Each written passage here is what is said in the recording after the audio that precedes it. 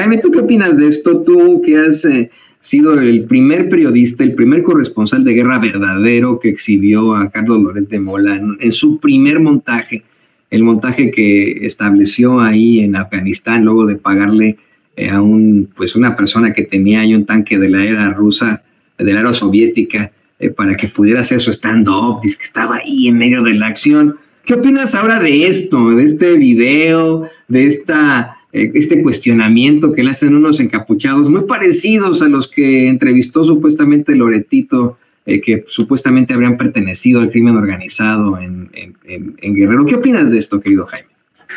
Pues opino que no debería de extrañarnos, sino debería sorprendernos el hecho de que haya este tipo de maquinaciones, montajes, sobre todo viniendo de un medio como Latinos, ¿no?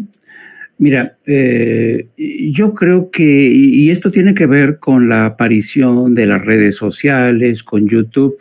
Yo recuerdo que desde la década, qué sé yo, desde el año 2000 aproximadamente, desde el año 2000, empezó a cobrar fuerza este tipo de canales independientes de YouTube. Nace la palabra youtuber, nace todo esto, que incluso ha iniciado un intenso debate en Estados Unidos, porque en Estados Unidos ha habido serios problemas para definir judicialmente a un youtuber. ¿Qué es un youtuber?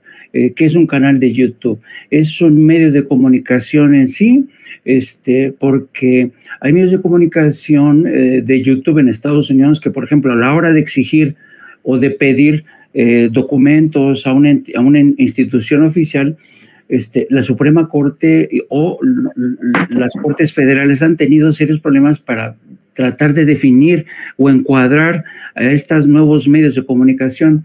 Pero al margen de estas dificultades para encuadrar, para concederles o reconocer cierta personalidad jurídica, lo cierto es que entre este nuevo mundo de youtubers donde pululan auténticos periodistas con oportunistas, con gente de es gente de toda ralea, ¿no? Es una extraña mezcolanza, ¿no? En el caso de Carlos Loret de Mola, ya sabemos que él es un oportunista. Es decir, ten en cuenta que, por ejemplo, cuando yo conocí a Carlos Loret de Mola, cuando yo lo vi por primera vez, cuando yo ya estaba terminando de cubrir el conflicto en Afganistán, ya se habían muerto no sé cuántos compañeros míos, habían muerto como 3 o 4 compañeros. Yo había bajado como 15 kilos, tenía un principio de neumonía, y llega Carlos Loret de Mola emocionado en mes de diciembre, ¿no? Y luego le echamos la mano para que llegara hasta las faldas de Tora Bora, donde se supone que se escondía Osama Bin Laden. Y el tipo emocionadísimo, le platicábamos, mira, ahí está un tanque que dispara, pero las balas no llegan a donde está Osama Bin Laden, eso lo utilizan aquí algunos medios.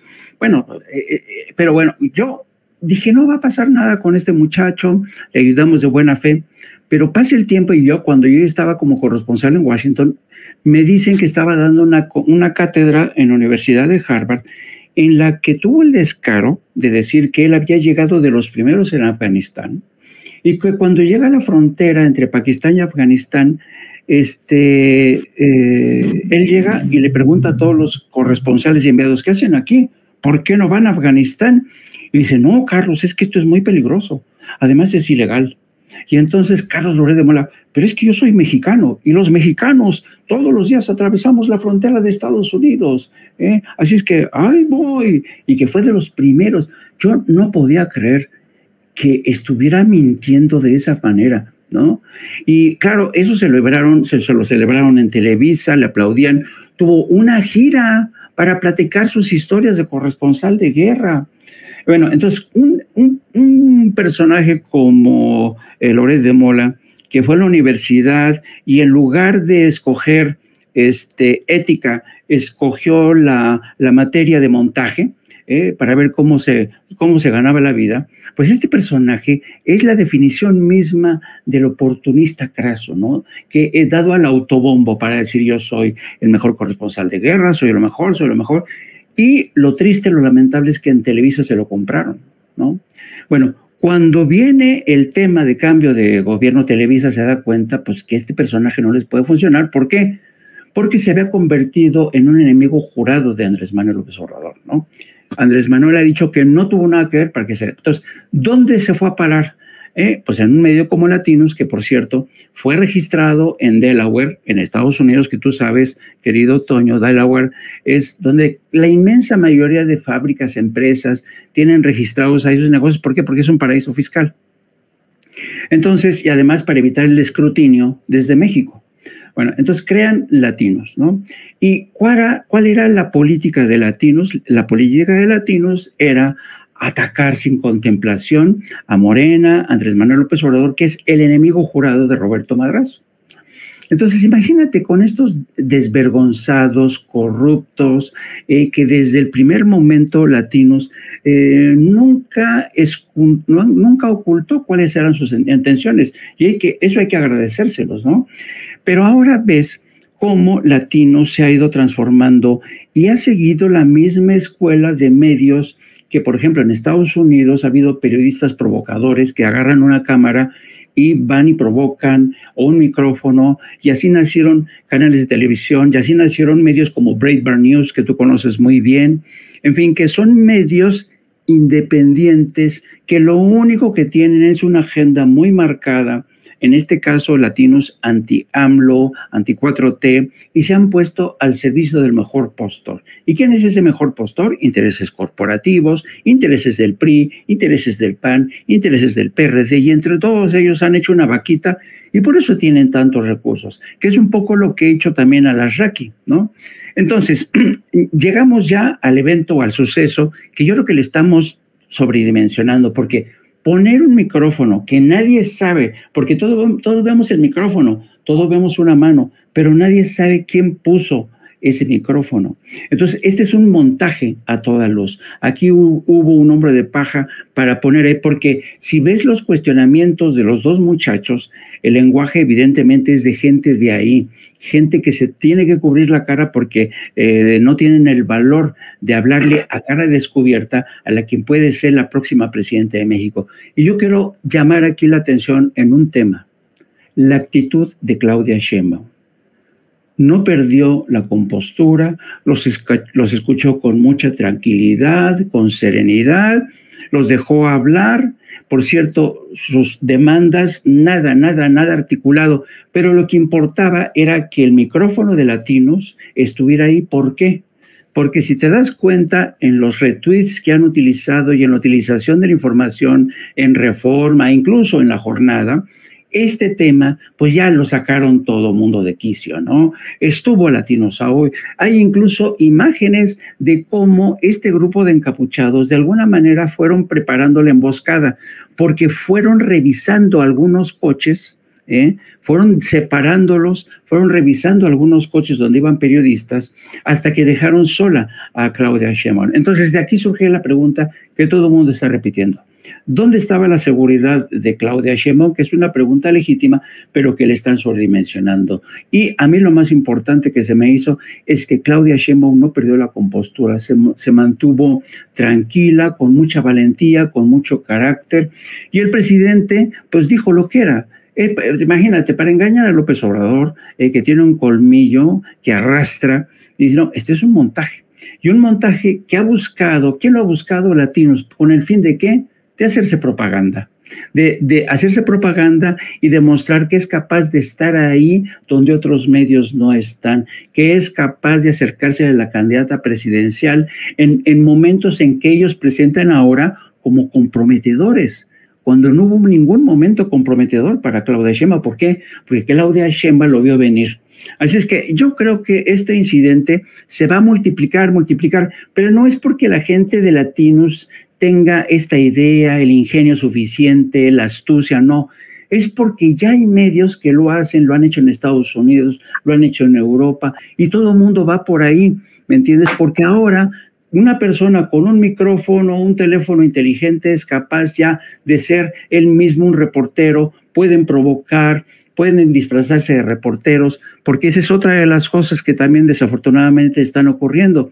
Hay gente que no tiene formación como periodista, nunca ha sido periodista, pero se presta para este tipo de montajes, para precisamente desvirtuar, tratar de sembrar cizaña, miedo. ¿La pueden atentar contra Claudia Sheinbaum? ¿Sí o no? ¿Dónde está la seguridad? Aquí hay algunas fallas, porque hasta ahora no le han encontrado ninguna falla a la campaña de Claudia Sheinbaum, que desde mi punto de vista ha sido la mejor campaña si la comparamos con la del PAN, PRI, PRD. Y si les soy perfectamente honesto, miren, yo recuerdo será unos 5 o 7 años que de alguna otra forma pues fui ahí a vacacionar a Taxco, en aquel entonces, manejando desde la Ciudad de México y pasando por Iguala, un grupo de encapuchados estaba haciendo retenes a la gente que por ahí pasaba y les cobraba, ya saben, ¿no? La caseta que no existía, ¿no? Estaba muy, muy reciente el incidente de la desaparición de los 43 normalistas de Ayotzinapa, y yo verdaderamente me puse muy nervioso, muy, muy nervioso de que pues esto pudiera derivar una circunstancia muy adversa. Gracias a Dios no pasó nada, pero tienes toda la razón, Jaime, el temple, la compostura que guardó Claudia Sheinbaum habla muchísimo de cómo podría actuar ante una situación de angustia, de preocupación, una situación grave para nuestro país, una situación de seguridad nacional. Si guardó esa compostura enfrente de un grupo de encapuchados, justo en ese sitio en el que en estos momentos no lo podemos negar, por supuesto hay problemáticas en cuanto a la inseguridad, pues imagínense, ¿no? Estando en su oficina ahí en Palacio Nacional ante alguna crisis de seguridad nacional. Qué bueno que lo mencionas. Pero bueno, se nos fue el tiempo volando. Esta mesa ha sido fantástica, queridos compañeros. Ya hasta pasan de la 1:00 con 9 minutos. Y yo les quiero agradecer que se hayan sumado a esta transmisión, que pudimos cubrir casi todos los temas. Nos quedó el tema del hermano del Mencho en el tintero, pero lo estaremos cubriendo en nuestros siguientes espacios. Y bueno, además de agradecerles, te quiero pedir, querido Jaime, estábamos contigo, que nos compartas también tus redes sociales para que la gente se ponga en contacto contigo. En 50 minutos aproximadamente vamos a entrar al aire con Apto para Cínicos. Los espero ahí, donde vamos a hablar de estos mismos temas. Vamos a profundizar también en lo que dijo el presidente sobre esta nueva relación, porque acuérdense que dijo, ya no tendría que ser la relación con Estados Unidos, ateniéndonos a esta vieja frase, tan lejos de Dios y tan cerca de Estados Unidos. Él dice que ahora tiene que decirse tan cerca de Dios y no tan lejos de Estados Unidos. Vamos a hablar de la nueva relación, de las complejidades que atañe. Vamos a hablar del caso del refugiado político que sigue en condiciones ahí deplorables en Quito, en Ecuador. Y vamos a hablar también de las campañas, cómo van. Y pues nada, me pueden seguir también a través de mis redes sociales, @JaimeJourno. Y como siempre, un placer, todo un honor, como siempre, coincidir con el maestro don Francisco Cruz y contigo, Toño, a quienes mando un fuerte abrazo. El placer es mío, el placer es sin censura. Querido Paco, pues lo mismo. Por favor, compártenos tus redes sociales para que la gente se ponga en contacto contigo. Pues también un abrazote para Jaime, ya sabe que siempre es un placer. Para ti, Toño, un abrazote para los dos. Yo, ya saben, @Paco Cruz Jiménez en X, antes Twitter, Francisco Cruz Jiménez en Facebook, y nos vemos mañana, Toño. Pero un abrazote, Jaime, como siempre. Ahí los tiene usted, dos grandes periodistas, el periodista y escritor Francisco Paco Cruz, y por supuesto el corresponsal de guerra y periodista, el queridísimo Jaime Hernández, aquí en Sin Censura. Muchas gracias a los dos.